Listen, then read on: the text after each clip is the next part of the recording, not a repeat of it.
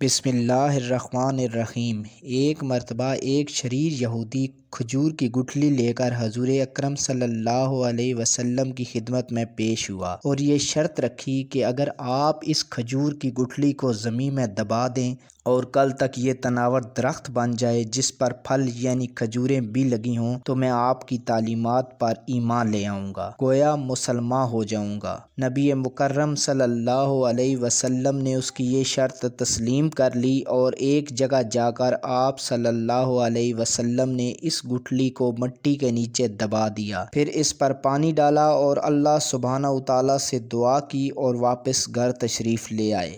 اس یہودی کو دنیاوی اصولوں کی کسوٹی پر یقین کامل تھا کہ ایک دن میں کسی بھی صورت گٹھلی کھجور کا تناور درخت نہیں بن سکتی اور نہ ہی اس پر پھل لگ سکتا ہے، لیکن رسول اکرم صلی اللہ علیہ وسلم کی ذات اقدس کی روحانیت اور آپ کا اعتماد اس کے دل میں کھٹک ضرور رہا تھا کہ کل کہیں ایسا ہو نہ جائے کھجور کا درخت اگا ہوا ہو اور اس پر آپ صلی اللہ علیہ وسلم پر ایمان لانا پڑ جائے۔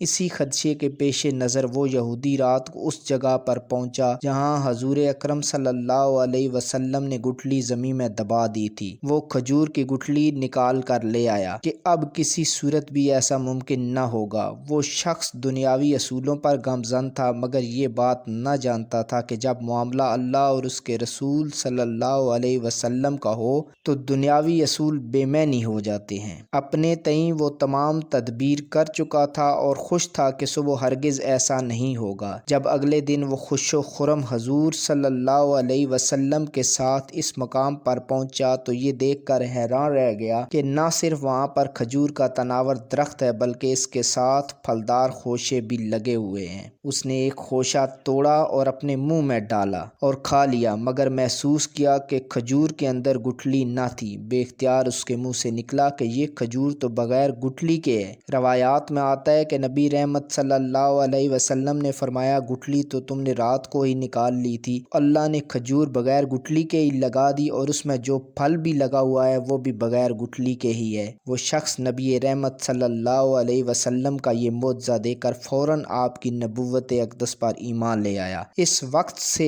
آج کے دور میں کھجوریں مدینہ میں بغیر گٹھلی کے ہیں جن کے درخت آج تک موجود ہیں۔ دوستو اگر ویڈیو اچھی لگی ہو تو سبسکرائب کر دیں۔